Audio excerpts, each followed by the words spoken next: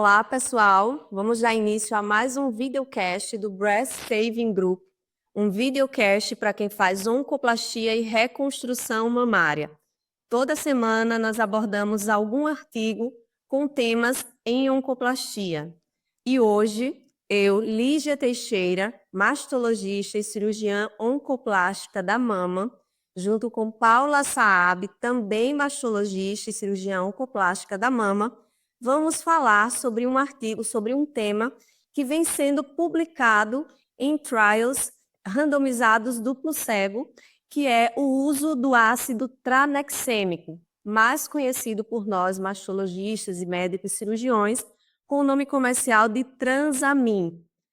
O ácido tranexêmico tem sido estudado como um potencial para reduzir, uma potencial droga com capacidade de reduzir o risco de sangramento, hematoma, seroma, bem como outras complicações em cirurgias de reconstrução mamária. Eu quero dar parabéns para a Lígia, porque foi Lígia que escolheu esse artigo, eu achei um artigo bem pertinente. Eu estava até comentando agora que eu já tenho o hábito de usar, né, o Transamin, como a gente conhece a medicação, na infusão da solução antes de fazer a lipoaspiração para lipoenxertia, com resultados muito bons. E essa é mais uma aplicação de uma medicação que faz prática, né, prática diária nossa, uma medicação fácil de achar, barata. Eu acho que esse estudo pode ser um estudo transformador da nossa rotina, né, Lin? O nome do artigo é Ácido Tranexâmico em Reconstrução Mamária, um ensaio clínico duplo cego, randomizado, controlado, publicado em 2023 na revista Rebrecht.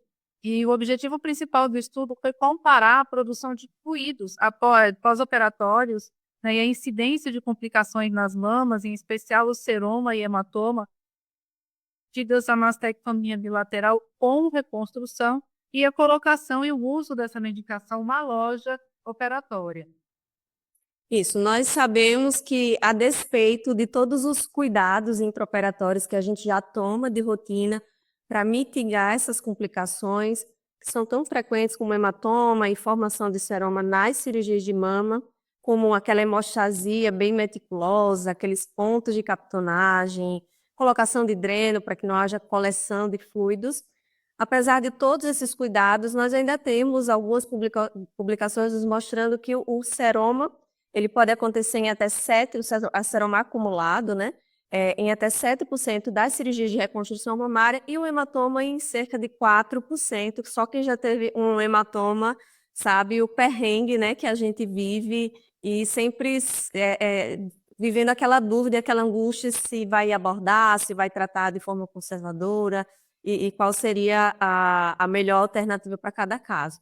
Então, o ácido tranexêmico ele tem sido utilizado, algumas publicações, alguns ensaios duplos cegos têm sido publicados nos últimos anos, principalmente por cirurgiões plásticos, com o intuito de verificar se ele realmente é significativa essa redução na formação de hematoma, de seroma e até de contratura capsular.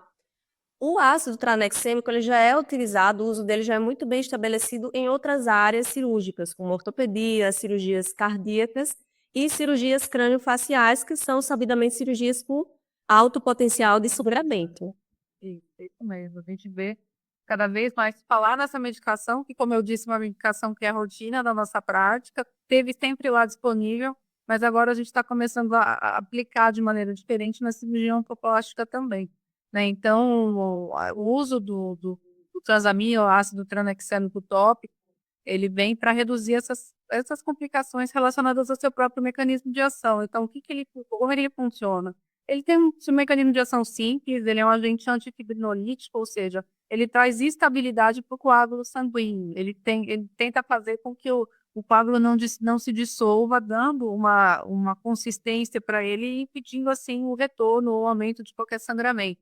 Então, ele mantém o coágulo e ajuda a manter a hemostasia local. Por isso que ele é realmente usado nessas cirurgias onde há maior quantidade de sangramento e a gente está extrapolando o uso para a cirurgia oncoplástica. Além disso, ele também pode reduzir o acúmulo de fluido, no nosso caso da reconstrução, né, na bolsa da mastectomia, reduzindo a carga osmótica, reduzindo a carga osmótica, ele diminui a quantidade de líquido que vai para essa loja e diminui o risco tanto do hematoma quanto do seroma. Lembrando que o hematoma, né, ou próprio seroma, mas o hematoma mais, cria um ambiente pró-inflamatório que, em conjunto com o alto potencial osmótico do sangue, atrai o fluido para a bolsa mamária. E assim que forma esse seroma. Então, se a gente consegue usar alguma medicação que reduz esse mecanismo, a gente está protegendo a nossa bolsa, a nossa reconstrução com prótese, de que isso, diminuindo a chance de que isso aconteça, né? Lembrando que também que o hematoma residual, ele aumenta a chance de infecção bacteriana, ele aumenta o risco de novas cirurgias, né, de rebrenagens, novas abordagens, e traz esse processo inflamatório que aumenta também a chance dessa paciente evoluir com contratura capsular. Então, reduzindo, eu acho que a complicação mais frequente, né, Ni, tirando o nosso medo em relação à pele, necrose de complexo papilar na adenectomia com prótese, a formação de seroma, principalmente hematoma, é um dos nossos maiores medos. Isso, aquela cirurgia que a gente coagula, fica zero sangramento e, de repente, no pós-operatório, a paciente começa a sangrar pelo dreno e a gente tem desespero. Ele aumento de volume e, obviamente, o aumento de volume vai piorar nosso retalho e vai aumentar a chance de necrose de retalho também. Então, é uma tragédia generalizada. No que a gente puder evitar isso, melhor. Aquele coágulozinho que se forma na hora da cirurgia, né? Antes de a gente fechar, de encerrar a cirurgia, e que depois pode se desestabilizar. Então, o transamin, o ácido tranexâmico, ele tem justamente, principalmente essa função que você falou, de estabilizar o coágulo já formado, né? Para que ele não se desfaça e a paciente sangre após. Então, como eu tinha falado no início, esse é um ensaio clínico duplo cego, randomizado, que é o ideal que a gente tem em termos de publicações, né, para basear nossa conduta. Ele tem um pareamento de 1 para 1. Foram operadas 53 pacientes. Eu achei interessante a forma como eles fizeram essa randomização, né? Então, todas as 53 pacientes foram submetidas à mastectomia bilateral, seja profilática ou terapêutica, mas todas tinham sido submetidas à cirurgia bilateral no mesmo momento. E a randomização foi em relação ao lado da mama, né? Se foi mama direita ou mama esquerda, a receber o ácido tranexâmico numa solução de soro fisiológico com 3 gramas, ou receber apenas a solução de soro fisiológico sem ácido tranexâmico. Então, de um lado, ela recebia era o grupo da intervenção, e a mama contralateral era o grupo controle. Dessa forma, ele tira um pouco o viés de estar comparando mamas de mulheres diferentes e mamas muito diferentes, né? Eu acho que é uma metodologia extremamente interessante, muito interessante. O grupo controle é a própria paciente. É a própria paciente, que na maioria das vezes as mamas são muito semelhantes e a resposta sistêmica da paciente em termos de coagulação, pensar, né? Vai ser a mesma para as duas mamas, né? Vão ter algumas alterações discretas anatômicas na maioria das vezes, uma ou outra paciente que vai ter uma assimetria que possa impactar, ou mamas que já foram operadas previamente várias vezes, a gente sabe que às vezes uma das mamas a gente tem mais dificuldade, o retalho fica mais fino. Um dos problemas, um dos vieses que até ele cita no final, como uma das fragilidades da publicação, é que, apesar de todas as reconstruções terem sido feitas pelo mesmo cirurgião plástico, as mastectomias não foram. Foram feitas por vários cirurgiões diferentes, cirurgiões oncológicos, mastologistas, então isso pode ser um viés, também uma fragilidade dessa publicação. Mas foram 53 mulheres, 106 mamas operadas, e o objetivo principal do estudo foi avaliar o desfecho na quantidade de líquido que saía pelo dreno. Eles utilizaram aquele dreno JP, o Jadson Prats, que é aquele que a gente usa também muito comum no Brasil, o dreno de Blake. E a mastectomia, a reconstrução era sempre no plano pré-peitoral e sem uso de matrizes ou de telas, né? Bem parecido também com o que a gente faz aqui no Brasil. Isso eu achei muito interessante também, porque a maioria da publicação dos artigos americanos, eles trazem o uso de tela. O que para a gente é um grande viés, porque a gente não usa tela e fica difícil, às vezes, de extrapolar os dados. Então, a metodologia que eles fizeram, a técnica cirúrgica é muito semelhante com a técnica cirúrgica que a gente usa aqui, o que valida os dados publicados por eles para a nossa prática também. Sim, uma medicação de baixo custo, como você falou. A gente está habituado, a gente tem disponível alguns hemostáticos, que a gente sabe que tem preços exorbitantes e que a maioria dos mastologistas, dos médicos que fazem reconstrução, não fazem uso ou nem conhecem, né? Porque realmente é algo fora do contexto da maioria. São muito caros.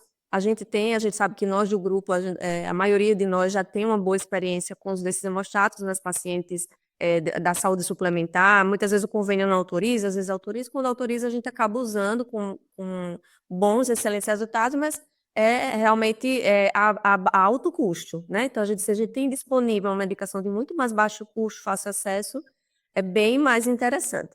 Além disso, eles avaliaram também o tempo de retirada do dreno, comparou os dois lados, se houve diferença, se o dreno permaneceu mais ou menos tempo no grupo da intervenção.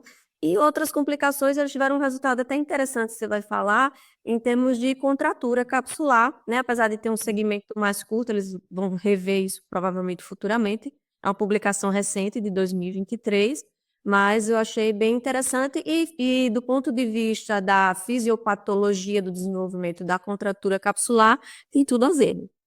Faz todo sentido, né? A gente pensar que o sangue, a célula inflamatória, aquela presença, né, de líquido, proteína, vai alterar, levar um biofilme, né, diferenciado e promover mais contratura.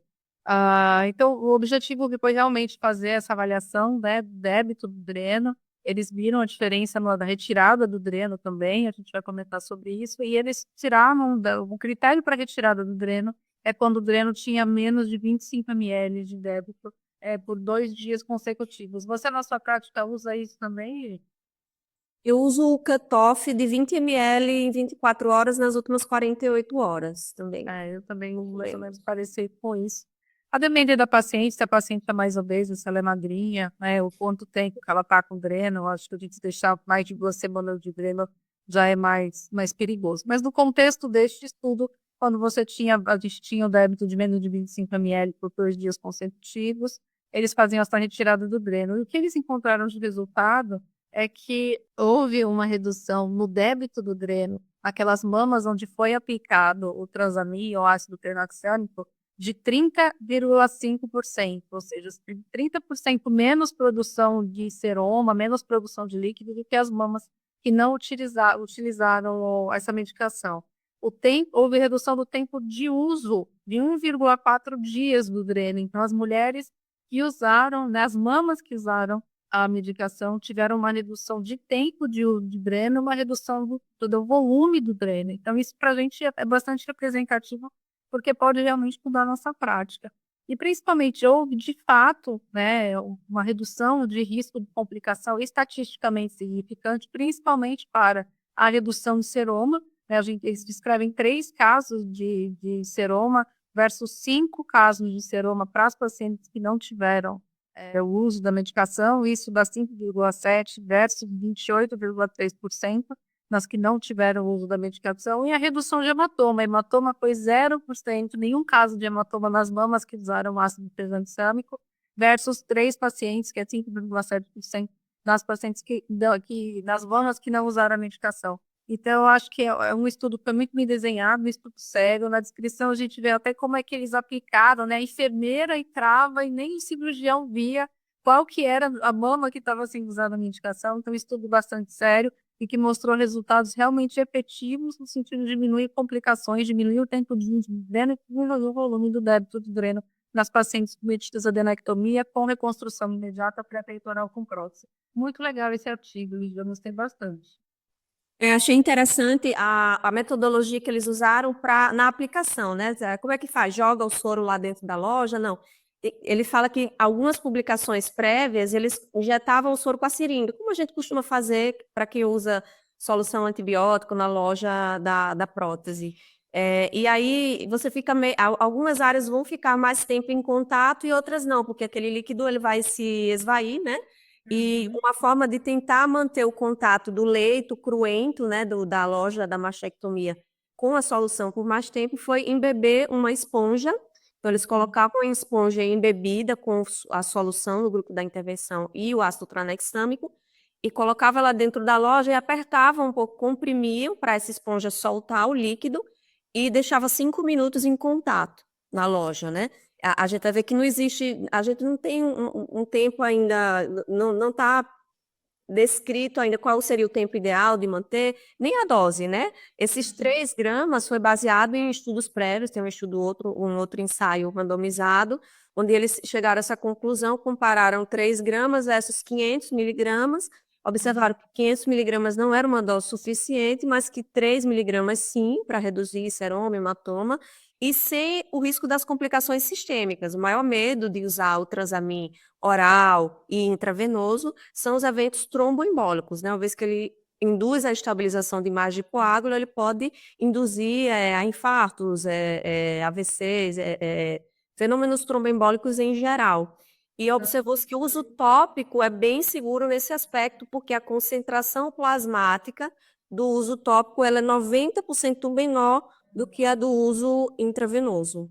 Mas mesmo assim, a presença de antecedente de fenômeno tromboembólico foi fator de exclusão dentro do estudo. Então, pacientes que tiveram de evento, elas realmente não participaram do estudo, e eu acho que é uma cautela prudente, né?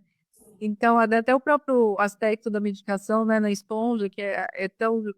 A transamina é tão líquido quanto a água. Então, os dois eram embebidos na esponja e colocados na mesma paciente, uma medicação no preceito.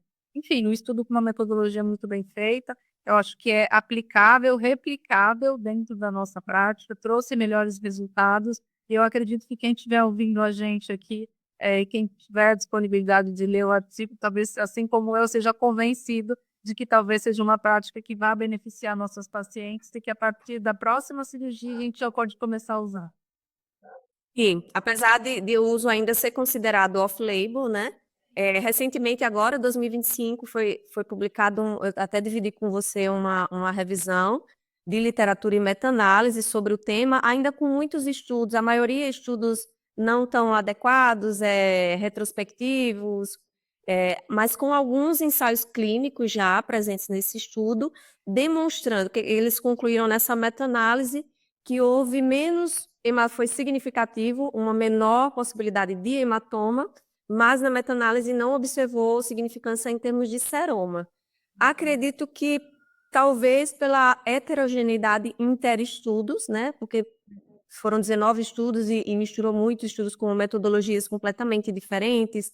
Nem todas as cirurgias eram de mastectomia, tinha mastectomia, mamoplastia, tinha muita coisa misturada, então talvez não esteja tão adequada assim essa meta-análise para a gente embasar. Mas os poucos estudos bem desenhados e bem executados, como é o caso desse, nos levam nessa direção. Quando eles fizeram a perspectiva, né, de quantos casos na parte de estatística e de metodologia, quantas mamas seriam necessárias para que eles alcançassem um nível cientificamente aceitável para a gente, seriam 86 mamas, eles conseguiram 106. Uma das falhas que ele fala no final é que só 80% das pacientes conseguiram administrar e anotar, né, e descrever corretamente o débito dos fierbos e tudo mais. Isso foi uma pena, né? Mas mesmo 80% dos 106 chega muito próximo do número que era desejável, né? Medicação de baixo custo, com baixo risco de complicação e de eventos adversos. Eu acho que também muito parecido com a nosso dia a dia aqui, né? Sem matriz, sem condições também de utilizar os dispositivos que a gente tem à nossa disposição, mas que tem um custo muito elevado. Eu também gostei muito. Então, acho que a gente pode deixar aí realmente a sugestão para quem nos ouviu, nos viu, de que leia o artigo fácil de ler, um artigo rápido, e eu achei bastante interessante. Também. Então, acho que a gente vai ficar por aqui hoje, né, Paulinha? É um videocast bem leve, né, para isso de casa para o hospital, rapidinho, mas com um tema bem interessante, inovador e com algo que a gente pode colocar na nossa prática, né? Eu acho que o principal aqui é a gente trazer elementos que sejam reprodutíveis, porque não adianta a gente ficar falando tanto de matriz e de coisas mirabolantes que a gente sabe que 99% dos mastologistas não vão ter disponíveis. Então, esse hoje foi um tema leve, reprodutível na prática e que eu acho que pode sim mudar a nossa conduta com um risco muito baixo de que a gente tenha problemas relacionados a isso.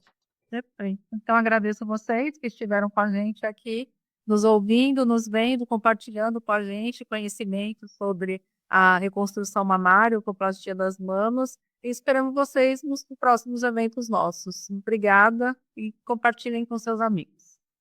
Até o próximo.